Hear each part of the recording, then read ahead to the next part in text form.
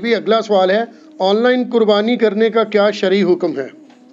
On line قربانی کے اوپر آلریڈی میرا ایک کلپ آ چکا ہے جس میں میں نے بتایا کہ آن لائن قربانی جو گورنمنٹ کی طرف سے اتھینٹیکیٹڈ آرگنائزیشنز ہیں ان کے تھرو کریں. یہ نہ ہو کہ آپ پیسے دیں یا تو لوگ حج عمرے والے پیسے لے کے بھاگ جاتے ہیں، قربانی وہ کریں ہی نہ.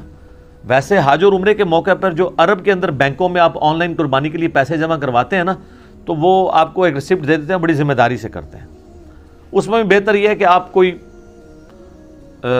بندہ ہائر کر لیں ایک گروپ کے لیے، تاکہ کم از کم ترتیب وہ قائم رہے. بخاری مسلم میں آتا ہے نا کہ آپ نے پہلے جمرات پہ کنکریاں مارنی، پھر قربانی کرنی ہے، پھر آپ نے سر منڈانا ہے. ویسے ہی انہی حدیث میں ملتا ہے کہ بعض صحابہ نے ترتیب بدلی ہے، کسی نے کوئی چیز آگے کی، کسی نے کوئی پیچھے کی، تو حضور نے کہا لا حرج لا حرج. لیکن افضل ترتیب تو یہی ہے جو نبی الاسلام کا اپنا عمل ہے. تو وہ اسی صورت میں ہوگا کہ جب آپ ٹائم کو مینٹین کریں گے. اب اتنے زیادہ حاجی ہیں تو آن لائن کرنا پڑ جاتا ہے. تو پاکستان میں بھی اگر آپ نے آن لائن قربانی کرنی ہے، الخدمت جماعت اسلامی والوں کی ہے، اور اس طریقے سے شوکت خانم والوں نے بھی شروع کیا ہے، تو آپ ان کو آن لائن قربانی، اور بعض اوقات وہ سستی بھی پڑ جاتی ہے.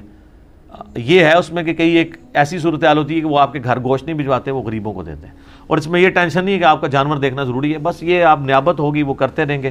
ہم نے بھی کئی بار سیلاب اور زلزلے کے کیس میں الخدمت والوں کو قربانی کے پیسے دیے ہیں، انہوں نے انہی علاقوں میں جا کے قربانی کر دی ہے. ہمارے گھر گوشت بھی نہیں ہے، بس ٹھیک ہے، اللہ کی طرف سے آزاد ہو گیا، ادا ہو گیا. وہ تو سورہ حج میں ہے کہ اللہ کو نہ گوشت پہنچتا ہے نہ خون پہنچتا ہے، بلکہ اللہ تمہارے تقوی کو دیکھتا ہے، تو کافی ہے. جزاکم اللہ.